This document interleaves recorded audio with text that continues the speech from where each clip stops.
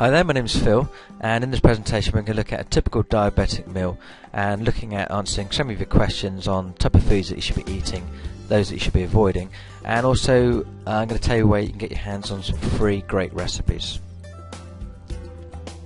Now, being told you have diabetes can come as quite a shock at first, and it can be a bit confusing knowing which way to turn, certainly with all the different sort of advice that you find out there. Of course, the first thing you should always do is consult your doctor, who may prescribe some drugs or at least explain about testing your blood. However, there are some things that you can do from today, that's going to move you forwards towards your goal of controlling your blood situation from day one. Now, whether this is for you or for a loved one, you're probably concerned about what foods that you should be eating, and maybe you're even worried that it's going to mean cutting out all the exciting food, all your favourite foods. Well, luckily it's often not the case. You just need to make a few adjustments here and there. Now, there are drug companies out there that would prefer you don't know this kind of stuff because, well, I suppose they're not going to make any money out of you that way. But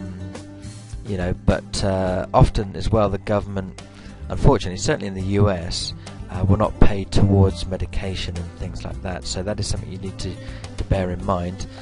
If it is a minor, then there are situations where they will pay towards the medication, but quite often it won't actually cover the entire cost.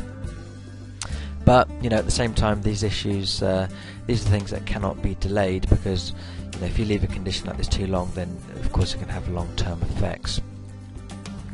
But like I say, there are solutions. First thing you need to do is see your doctor. He or her may prescribe a drug such as metformin, which it's been tried and tested. It's been around for quite a long time. There are other drugs as well, things like Actos and Avandia, but make sure you do your homework on these, because I've heard some horror stories about some of these different drugs. So do make sure you do a little bit of research into it first of all. Don't just take everything as gospel. Now, this probably doesn't come as a massive surprise, but you certainly want to try and get some exercise as part of your daily routine, and it could just be something like going out for a walk for an hour every day. If you do go to the gym, then something like the cross trainer is very good, because it's making use of your arms and legs.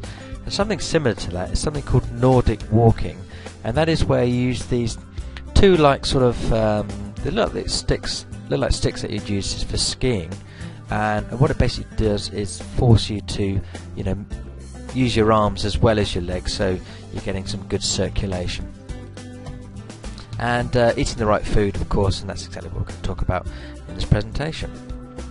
So if it's certainly for type 2 diabetes, something you probably want to look at straight away is cutting your carbohydrates. Some people call this carb counting. And you also want to look at getting some high protein food as well.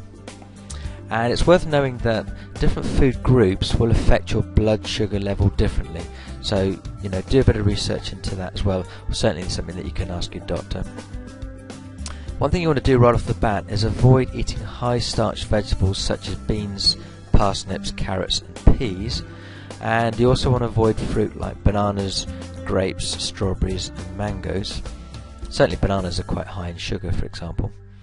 But the good news is things that you can eat are things like white meat like chicken, fish, and also, although it's not a white meat, but you've got duck as well, which is quite tasty. You want to make sure you get lots of fibre, and you can get this from nuts, seeds, and certain vegetables as well. And on the fruit side, you can eat peaches, grapefruit and apples.